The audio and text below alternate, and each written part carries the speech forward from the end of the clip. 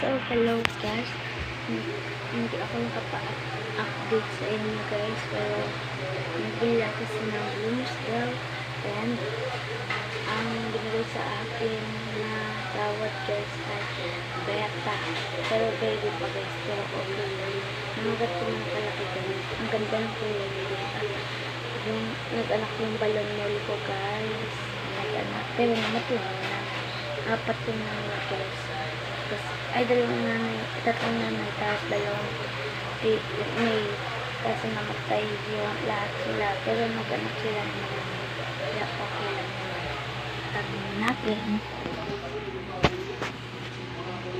Nandito guys, ayun guys. Kita niyo ba yun? Ayun guys yun. Hindi makita. Hindi, kala niyo guys, madumi, malabo. Ano lang kasi yan guys, yung dahon para sa beta.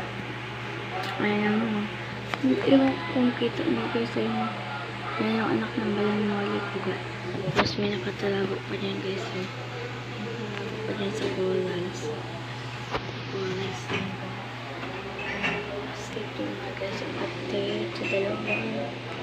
Hindi pa rin ito guys yung female. And ito yung male. At naggawa na ng balon.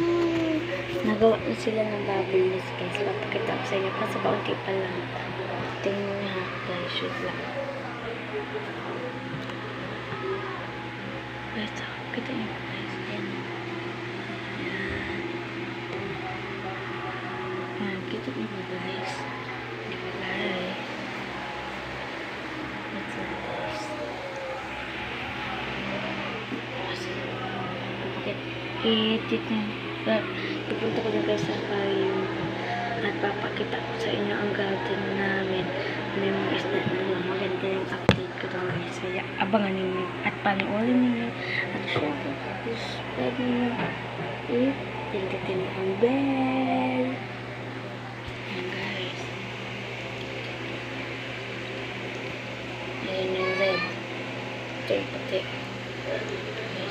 Malaki na siya guys. Ito papalaking ko pa lang yun.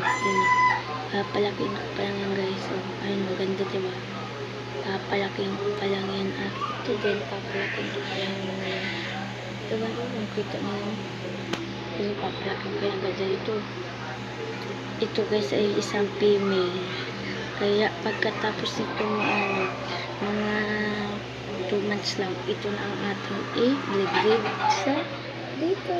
Kaya kasi nga. Pero, huwag ko pa-students. Guys, para muna. Bye! Lagyan na lamang sa server ID. Hindi ng pangit. Tapos ito po ako yung naman.